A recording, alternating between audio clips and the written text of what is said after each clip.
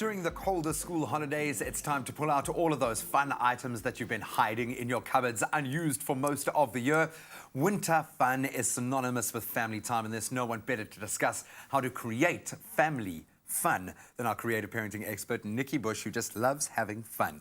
I think from all of the education that you've given us, I think the most important one is to make it fun. And this is an opportunity to do things. You're dressed for winter. I think I'm dressed very poorly for winter. Yes. But just like a child, I also need to be engaged during these colder winter months. And we've got to kind of change our thinking. We do, because often children are more indoors than outdoors during winter, especially if it's cold, wet, rainy, snowy. Yeah, which we want at the moment. Which we do want, yes.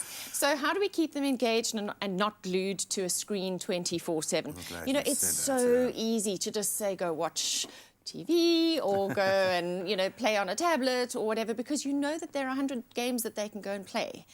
But there's so much more to childhood, and we need to make sure that we engage children in a multisensory way, because this is how they learn best. You know, we talk about educating the child, but it's also a great way for a parent to learn more about their child in a safe place, a way of communicating that's two-way. And when I think of one of the coolest things I can remember doing as a child, puzzle time was so cool. And I have to think that there's got to be educational value to building a puzzle. Oh, huge educational value. So when we go away for a week during those July, August school holidays, there is always a big puzzle that's packed. So whether, you know, if you've got younger children, you pack a 200-piece puzzle. You're making me excited at the prospect of building a puzzle. If you've got older children like I have, it's a 1,000-piece puzzle. And it's actually the thing my mum, myself, and my sons do together. And it gets put out on the dining room table and left out there for 2 or 3 days while everybody comes in and out, fiddles and faffs, does a few pieces, you know, and eventually it gets built. And there's this huge sense of satisfaction. Now, think about puzzles and the educational value of a puzzle. We learn how to find the corners, find the straight pieces. So you're sorting, matching, categorizing all the time.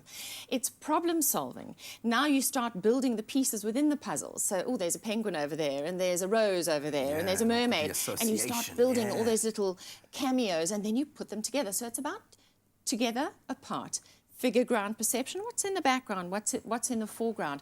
Part-whole relationships, and staying the course. Children need a range of puzzles. It's a bit like reading books. Yeah. You need a wide variety. It inspires the imagination. It also is a great way to ignite family competition, to discover who's good at what, who's good at the corners, like you say, all of those sorts of things. But just board games in general, they are such a wonderful way to bond and connect and take the edge off for a family, where it can be, 100%. Well, in some cases, unless your family is really, really competitive. Well, you could be very competitive. So we know the big traditional board games, you know, that have been sold for years, but there's also some really fun ones. So you can have competitive board games, or you can have cooperative board game. Now, this fairy game is one of those cooperative board games where we all play together so that the team wins.